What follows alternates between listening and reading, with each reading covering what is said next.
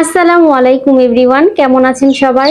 প্রতিদিনের মতো আজকে একটি নতুন রেসিপি নিয়ে আসলাম আপনাদের মাঝে।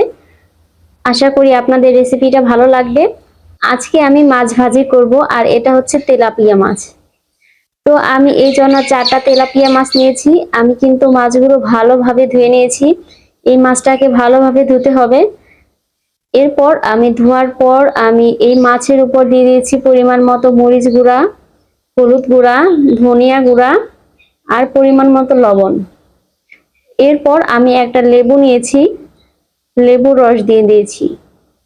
লেবুর রসটা দিলে মাছটা খেতে অনেক ভালো লাগে, মাছের একটা আইসটা গন্ধ থাকে, সেটা আর মাছের গায়ে থাকে না। তারপরে দিয়ে দিচ্ছি হচ্ছে সরিষার তেল। এরপর আমি এই সবগুলো মশলাকে ভালোভাবে মিক্স করে নিচ্ছি। এই মশলাটা কিন্তু ভালোভাবে মেশাতে হবে। আর আমি মাছের গায়ে কেটে দিয়েছি যাতে মশলাগুলো ভিতরে সব ঢুকে যায়। এরপর আমি ভালোভাবে মাখিয়ে নিয়েছি। এটাকে কিন্তু ভালোভাবে মাখাতে হবে যাতে মশলাগুলো একদম ভিতর পর্যন্ত ঢুকে যায়। এটাকে মাখিয়ে 10-15 মিনিট রেখে দিতে হবে। এরপর আমি কড়াইয়ে তেল গরম করে সেই মাছগুলো দিয়ে দিয়েছি। আমি কিন্তু এইখানে সরিষার তেল ইউজ করেছি। সরিষার তেল দিয়ে মাছ ভাজি করলে মাছটা খেতে অনেক ভালো লাগে। এই মাছটাকে এখন উল্টে পাল্টে ভালোভাবে ভাজতে হবে।